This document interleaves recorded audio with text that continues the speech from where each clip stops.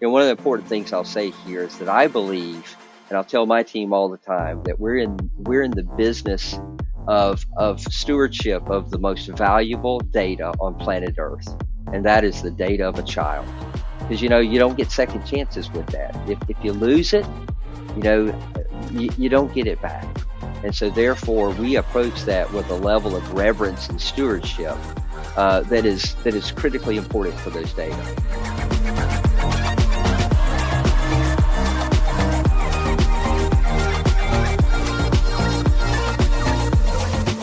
Welcome everybody back to another exciting episode of the UnDisrupted podcast. Adam, it's all the rage these days. You see it all over the internet. It's AI impersonators, people that are actually acting. They're AI characters that look like real people. And in fact, I've used one of these recently, but I want to hear, before I tell you my story, I want you to tell me your thoughts on, let's say, quote unquote, not real people, but are actually, they look like real people, acting like real people, but they're actually AI. I am torn. I'm torn on this. I could see like a space where people have these kind of Cortana AI components, the futurist in me. I can see those things happening, like your own like visual personal assistant, kind of like Tony Stark in the Iron Man suit where, he's like, hey, Friday. And, this icon, this image pops up and does things to help them out. I could see that being something future forecasting, but really what scares me is when people don't know that AI impersonator is not real. And it's scary because at one point the fingers were all wonky on some of these things, so you could kind of tell, but I think they fixed the finger issue. So now it's kind of scary. First knuckle view, everybody, audience out there, our first knuckle shot of Adam's knuckles. There they are. I agree with that. And I also think that, it's interesting. My story is that I was doing a keynote recently, and one of the panelists, Brianna, who's been on the show, friend of the podcast, Brianna Hodges, and she knows I've done this, so I'll share the story. She wasn't going to make it. She had a family thing come up. So instead of her being a panelist, I created an AI version of her using an image of her. What was interesting was, and I had the responses already preloaded. What was interesting is the audience reaction to her was like, even though they knew who she was as a person, they were not taking kind to the AI version of her. And I had to, at one point, tell the audience, like, hey, this isn't really her. You realize it's me. And so like it's almost getting to where the disconnect is. It's going to be, you're right. It's kind of like the future is cool, but there's also a creepy component of it. Very much like a Black Mirror episode, but all that safeguards, the kids are safeguards that we have to put there around these things. Cause I even saw like with the AI, and this was like a voice piece. It was it was a rapper, and he had some kind of injury, and his voice isn't the same anymore, and he wanted to release a new album, but he's using AI to generate his actual voice of how he used to sound to create new music. So he's doing it. He's writing his own stuff, but the AI is synthing his voice to sound like it used to sound to come up with new content. So, I mean, I like that kind of marriage of this AI with actual people to give the voice to the voiceless, if you will. But when you start creating something and no one knows, is it real or is it not real? That's the scary part. But we do have an expert. An actual room. And this is a real person. This is not an AI generated Keith Osburn you're about to see. Let's welcome Keith up onto the podcast. A friend of ours. We've known Keith for a long time. Guys, he's the Deputy Superintendent of Technology Services at the Georgia Department of Education. Adam, you may be familiar with that Department of Ed. Yes. Welcome to the podcast, Keith. Both of you guys, man, already loving the dialogue. Thank you guys so much for letting me be a part of this today. Really exciting topics, none of which I think any of us have the answer towards, right? But man, I'm so excited to be with you guys today. And to everybody out there listening, you're right, Carl, Adam have been just longtime friends of mine. We've worked collectively in this world of educational technology for a long, long time together. And you probably already hear, folks, that when we're not talking about technology at work, we're typically friends that kind of act out together, and we're probably talking about technology then as well too, because we love it so much, for sure. So thank you guys for letting me be with you today, for sure.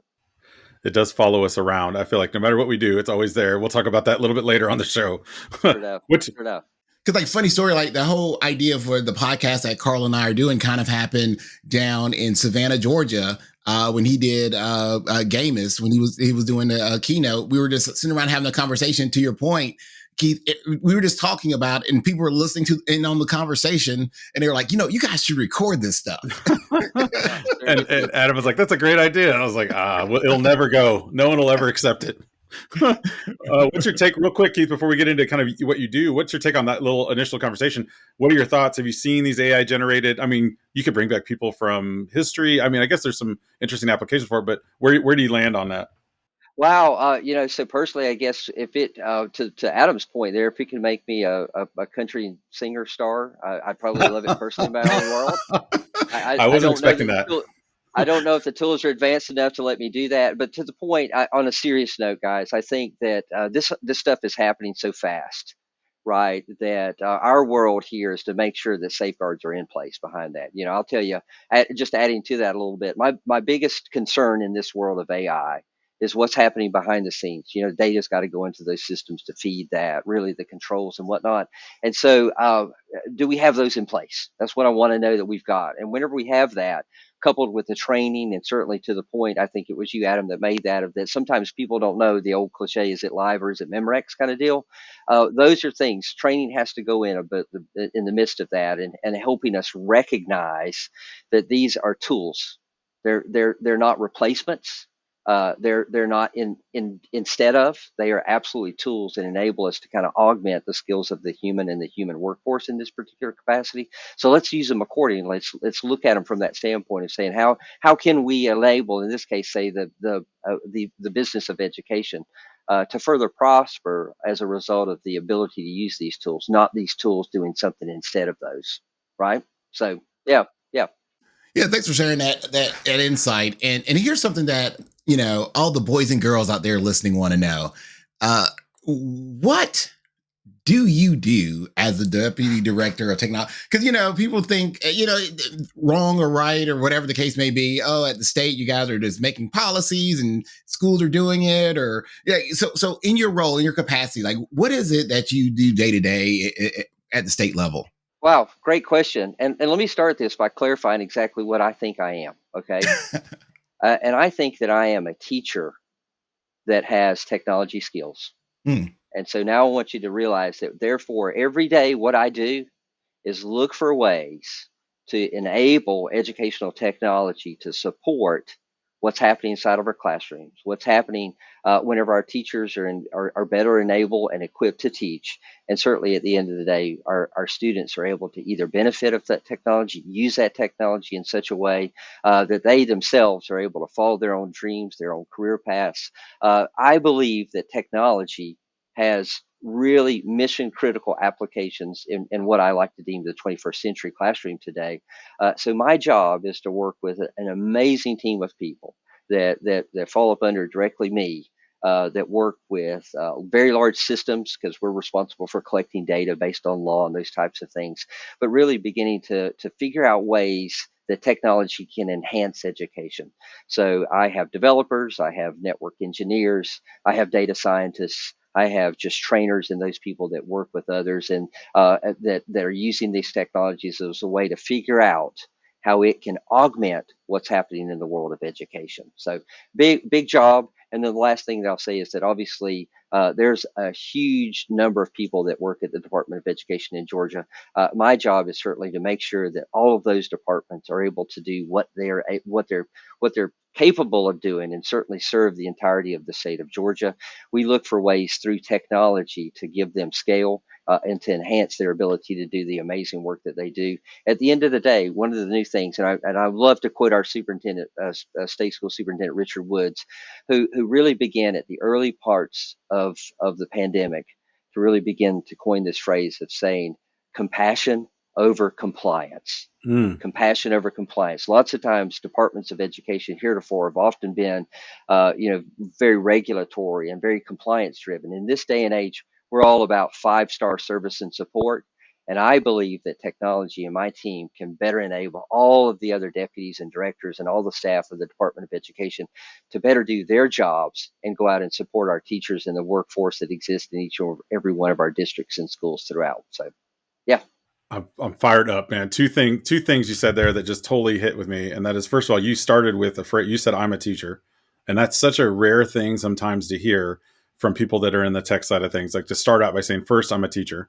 Let's get that out of the way. And then the second thing you said there is what your superintendent's message is, which is that compassion over compliance. And I think, to me, that's such a huge thing. Not only is he saying it, modeling it, but I mean, you're right. What trickles down to all of your regional centers and all your schools is whatever that message is. And so if you are saying we need your test scores, we need this, then that's what they think is important. But he's starting out with that idea, like, let's talk about servicing our kids, servicing our teachers first. And I think those two things are such big messages. What do you see as a result of this, as the work you've been doing? What are some of the challenges you see facing schools in Georgia still today? Because we had a pandemic, we kind of, we quickly threw devices and connectivity in there. What do you see are still some of the challenges that you guys are kind of experiencing there in Georgia when it comes to using technology for learning? Wow, Carl, man, that is a fantastic question. I'll tell you that this really, let me mention something the superintendent penned during, again, the early days of the pandemic. He wrote a document that we call Reimagining K12 Education. And honestly, to say that document continues at this very moment in time to be the North Star that drives really the vision and the mission that I've kind of implemented within technology services. But to answer your question, really what it gets to is that what we saw from the start of the pandemic to the end of the pandemic really kind of issued, at least in my mind, what I think is a paradigm shift in education. Teachers learned some things, they acquired some new skills, they figured out some stuff, and when the pandemic was done, they didn't put it back on the shelf. They really said, "Hey, we've got some stuff," and by and far, you guys, that was technology. We saw, obviously, for within Georgia, we saw well before the pandemic that we weren't even at a 1-to-1 ratio. Today, guys, we're at a 3-to-2. There's 3 devices for every 2 kids Wow. Think about across that. the state of Georgia. So that tells me the other thing I'll tell you is that we provide bandwidth. We've quadrupled the amount of bandwidth necessary to give our schools and our districts. The third thing that's really important here, however, is that 98% of our teachers are in their classrooms. Kids are in their classrooms, but yet we see that technology increase and that bandwidth. That alone tells me that we are in the midst of a paradigm shift. That's what teachers picked up. They're figuring out that technology is one of those tools in their repertoire of things that they're going to use in the classroom. That answers your question, Carl. We better be figuring out ways to support them. I'll tell you, again, I'm passionate about technology. I don't think anybody would ever question that. Yeah. But at the end of the day, technology is not the panacea, but the classroom teacher, she is. So every one of us, we're going to rally around her. We're going to support her. We're going to figure out ways to make sure that she is equipped with these tools, with these resources, that she knows how to use them. We're going to provide that support structure up underneath because we know that she's using that in the classroom. That's the thing that we're grappling with.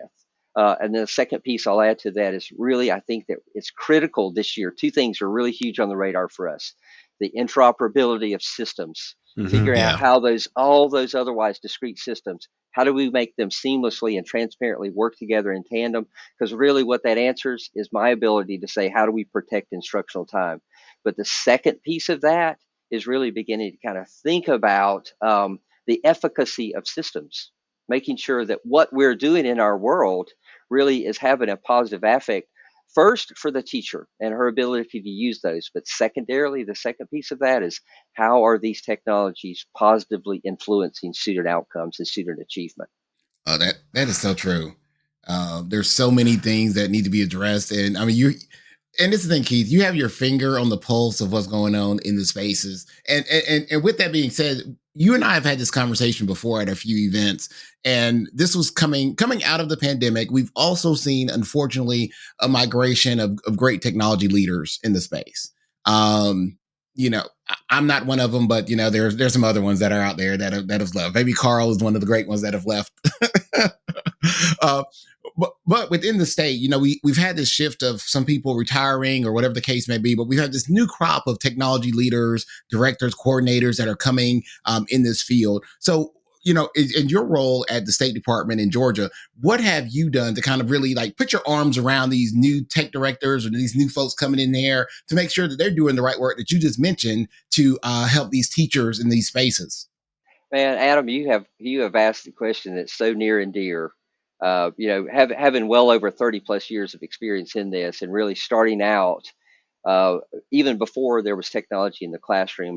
I was one of those that had the opportunity to kind of step into a role that I had no idea what I needed to know, and I had no idea about what information was out there for me to know.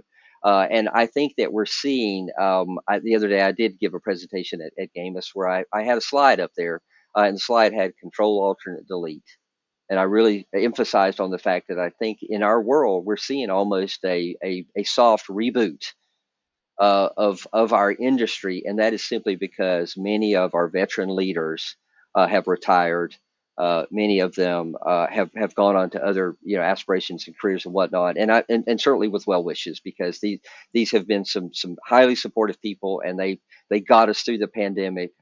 Not just got us along, they in a great way. I think in Georgia we really not only did we get them through, but we moved the needle north as we should have done. But to that point, you're right. We're struggling today trying to figure out, because that attrition factor has not been spared from the world of technology, just as it hasn't been spared from really even our school and district leaders, our classrooms and whatnot. So we're figuring out one of the first things that Georgia is going to do. In fact, we're going to bring this program online later on this year. Is we're starting an emerging technology leaders.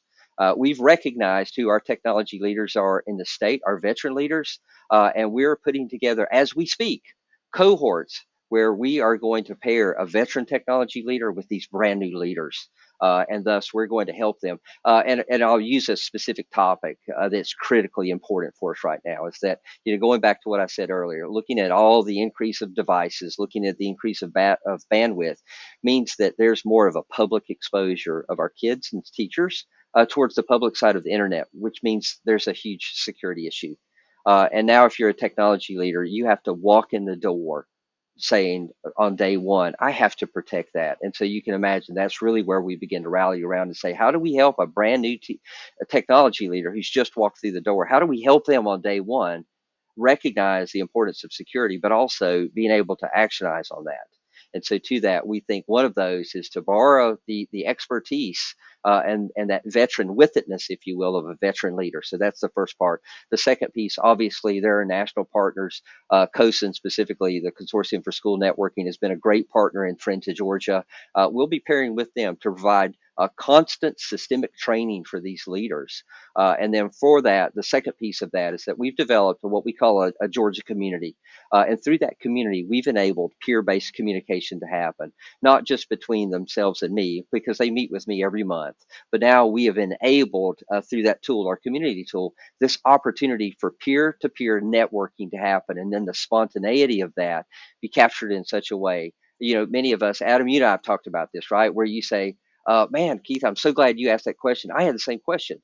Because really, at the end of the day, we're all trying to do the same thing, are we not? So let's look for a way for us to band together as a family. And by the way, I think that family should ultimately become national. Sure. Because I would think that, Carl, that the folks in Texas are pretty much at the end of the day trying to do what the folks in Georgia are doing. That is that we're trying to make sure every kid can achieve to the level that they aspire to do so. Our jobs, therefore, are one and the same. You might work for Texas and I might work for Georgia, but we're really doing that. So I bet that we need to facilitate ways for us to share that conversation. Adam, I think that we're going to develop some opportunity for that conversation to grow. I do think it important, fellas, for us to begin thinking about how we begin to grow our own. Because the other piece of that, I'll tell you, that's really new here is a shifting dynamic. Heretofore, and certainly as I began in this, I started out as a classroom teacher, and I've ultimately merged into this. What we're seeing now is more of the technologist who comes from the private sector or outside of the field of education merging into this world. And so you see, it's so important now that we teach them how does the world of education work? And with that, also impart upon them those skill sets necessary to kind of support that. So those are a couple of things that we're doing that really, but I tell you, we could just probably talk hours and all about that one alone. But I'll spare you that because I know everybody wants to eat supper before it's all said and done. Yeah. One thing I would say about you, Keith, and I love that you're taking time to be on this podcast with us. But you're a big picture guy, but also you can see the details, and you're willing to have those conversations. With me being a former tech director in Georgia, working with you, there was nothing for me to say, hey, Keith, get you on the phone, have a quick phone call. Hey, I'm kicking around this idea, and you're like, hey, Adam, we're already thinking about that interoperability piece. Here's the things we're working on. Even the community of tech leaders that you guys have been able to put together, amazing stuff. I got to see if you can get me back in it now that I'm officially out of the state. I still want to listen to the conversations. I still want to hear what's going on. I still want to have my ear to the ground. So don't kick me out the family. I still want to be. Maybe I could be a cousin. I love to say that. I said, you may leave us, but you never leave the family, Adam. Okay, you may leave us, but you never leave the family. You'll always be a part of us, my friend, for sure. That's very Godfather-esque. As soon as I get out, they pull me back in. Pull me back I do like that idea too, Keith, of what you're sharing there about the idea that, and a lot of times states do tend to isolate and silo themselves in some ways. And I didn't have that kind of same support when I was in a role like Adam's in the state of Texas.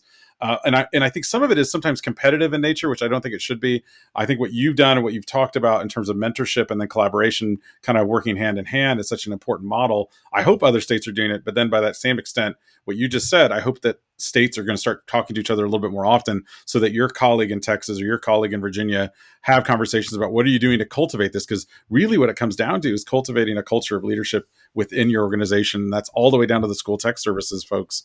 And that, yeah. I got to add, it's why I love being here. I think this sharing this conversation we're having is so right. A huge part of my job today. And to the part that you made, Adam, I will never fade away from the idea of saying, hey, District XYZ calls me and says, can you come? Yes, I'm going to get in the car. I'm going to go. I'm going to get my team together, because I'll tell you, our vision and mission is driven by what the supports and the needs of our districts are. Whatever that problem is that day, it's the most important problem I have. And so we're going to rally around, we're going to support them, because really that's where the work's being done. And so our job, going back to what the superintendent said, is to provide service and support and to ensure that it's 5-star quality for sure. Yeah. And I think along those lines, one of the things that all tech leaders around the state and around the country are listening to and thinking about right now is, and it's all the rage, and we talked about it in our opening too, is, I know where you're going with this. Get ready to check the box, folks. Check your bingo cards, because guess what, guys? It's that time in the podcast where we mention AI. Yeah, that's right. It's AI time. So it's interesting because we've had folks on the show that are, heads of schools. We've had people in the classroom. We've had librarians. This is the first time we've had someone that's on a state level really on the podcast to talk about this. What is the state's take? What is your take, kind of as and those in the State Department of Ed, about AI, and what is the potential / concern, things that you're thinking about? We kind of touched on it a little bit at the open, but give me a little bit more on that. Yeah, so I don't mind sharing with you guys. It's probably one of the toughest questions that we're dealing with right now. I won't even say that we've got a kind of a concretized answer at this moment in time, because it happened so fast. Well, I say that, but at the same time, I love to reference the AI Superpowers book that was written by Dr. Lee. That came out in 2016. So it really that was kind of the preliminary that said, hey, heads up, something's going to happen. But, the Sputnik event happened, right? And then one night we all went to sleep. The next morning it's like, oh, okay, everybody, there's this thing called Chat GPT.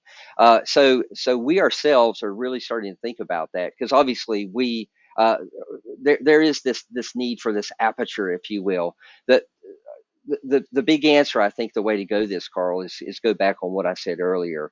My biggest concern here is that when things happen so rapidly, whenever they happen to the point that they go almost from the huge technical to almost common vernacular, seemingly overnight, you wonder if all the boxes were checked. Do we have governance in place? Do we have business rules in place? And so that is our message right now, is to say, think about it, everybody, from this aspect of data governance. One of the important things I'll say here is that I believe, and I'll tell my team all the time, that we're in the business of stewardship of the most valuable data on planet Earth, and that is the data of a child. Because, you don't get second chances with that. If you lose it, you don't get it back. And so therefore, we approach that with a level of reverence and stewardship that is critically important for those data.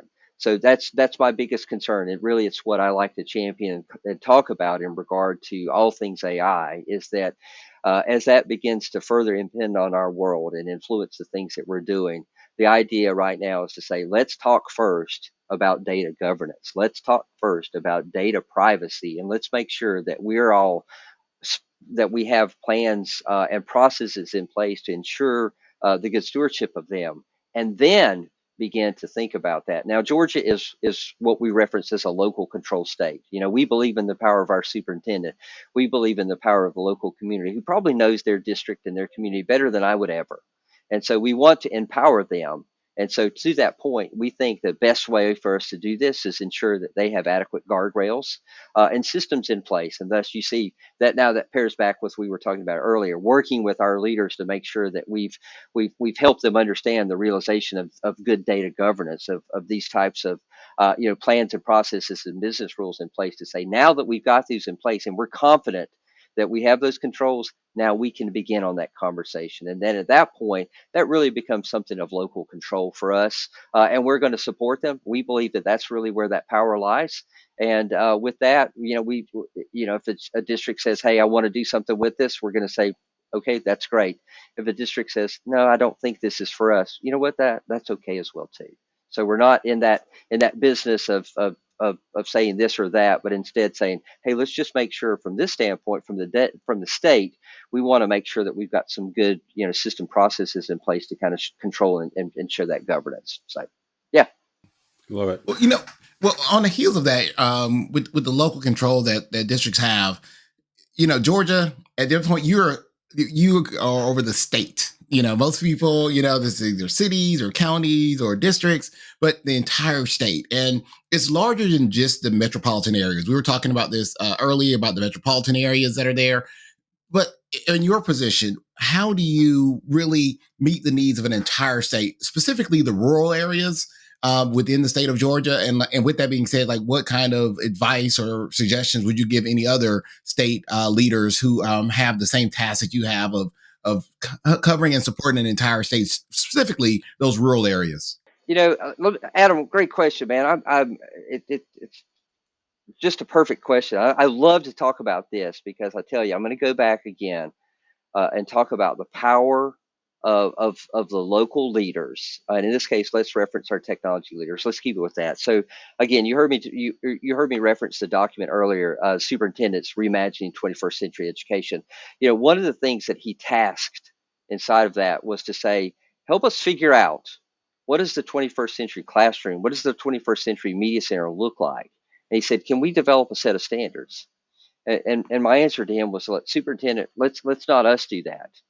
I said, let me gather together technology leaders, media specialists, superintendents, and let's let them figure that out. So Adam, that's the way that we did that, was that we brought together and we made sure that we had small district representation, big district representation. We made sure that we had obviously school and district leadership, media specialists, and we began to kind of posit these questions to them and say, you tell us, and let's see if we can kind of capture those and the essence of that be presented back to you. And let me tell you why that's so important. I'm going to go back to something that we talked about earlier. The rapid evolution of technology right now is causing us all to think about how does this fit into the strategic plan? And all of us, every one of those, we've oftentimes been in the business where the technology piece was almost always a happenstance. It came at the end whenever we didn't figure out that we had any other way to approach that. It was almost a contingency thing. I think, and you've heard me say today, it is mission critical. It has to be a part of strategic planning. It has to be a part of the technology leaders' position at the senior leadership to talk about how it will influence positively what's happening in the pedagogical world. So this is where that document becomes critically important. So those 21st century standards in Stern, we said, hey, now take these back. And now you have something that you could template as a way to enhance your own local technology, not technology plan, but your system and district and school strategic plan, and figure out ways that it's going to do inside of that. I think, therefore, Adam, to answer your question, the idea for us was to say, what if we got together what we recognize in our own state are visionaries and innovative people and leaders, and say, you help us figure this out together. And we pin that into a document that we call our 21st century standards, our technology standards, publicly available. Anybody off of our website that needs access to those. But we think that's going to be the key, because now an amalgam of people helped us really begin to kind of think about, what does that classroom of today look like? And we'll be sure to include those standards on the show notes, folks, for those of you who are listening out there. Keith, it's been a great conversation. As we wrap up, I got to ask you, because there's so much going on in our world, and you talked a lot about mentorship. You talked a lot about, bringing up that next generation of tech leaders. What is something you do yourself to kind of keep yourself in balance, like to keep yourself from being, as we like to say, undisrupted in your daily life?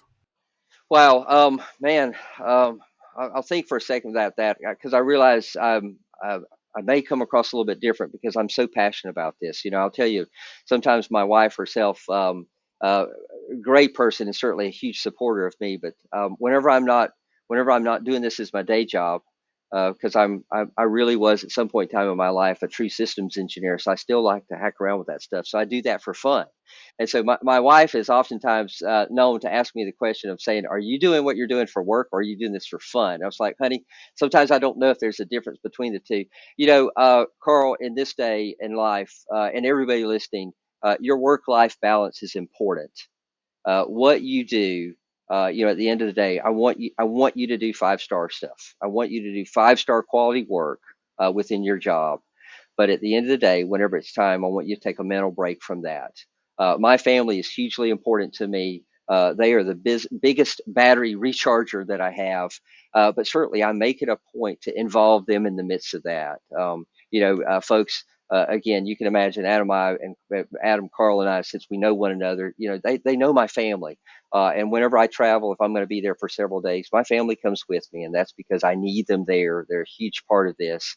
I want them to understand the role that I play, and that I'm hugely passionate about this because I want them to be able to tell almost a lemon story whenever they leave there as well too. So that's a big piece of that. Obviously, I lean on my team. We do a lot of team building exercises ourselves to make sure that we are in check one with the other, and that we are the helpmate and support whenever one of us needs it. Because every one of us know in the world of technology, you can come in on Monday morning and your world can be great, and by noon you're living in a thunderstorm.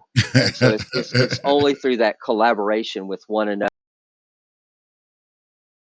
those that we have those opportunities to kind of really be able to see and kind of support this huge mission that all of us have willfully taken, and that at the end of the day, as I always tell my superintendent, I said, "Superintendent, you didn't bring me here to just simply tread water. You expect everything to be better than I found it." And I want to do that. But in order to do that, it takes every one of us collectively working together in one mindset, pointing in the same direction, and under this belief of advocacy that we can get this done. You know what, guys? We can get this done. I know that we can get this done. I'm a huge fan of education. I'm a huge fan of you guys. And I'm certainly a huge fan of what we can do with educational technology to support our teachers and what's happening in the classroom for sure. Well, talk about a walk-off shot. Keith Osburn. Can we say it, Adam? Officially, he could be the official Department of Ed fan of the podcast. He's our official friend of the podcast from the Department of Ed. You're the official sponsor now. So Georgia's taking over, folks. Other states out there, listen up. Thank you, Keith, for being a part of this. I want to thank you for joining us, and thank you for everything you do. And for all of our listeners out there, be sure to subscribe and give us a review. We'd appreciate it. We might even give you a shout out on a future show. This has been the UnDisrupted podcast, brought to you by All for Ed. He's Adam, and you can follow him at AskAdam3 on Twitter or X or whatever it's called today. True. And he's Carl, and you can follow him at Mr. Hooker on those things, I'm assuming. And remember, ladies and gentlemen, boys and girls, kids of all ages, we are better together. And we are better UnDisrupted.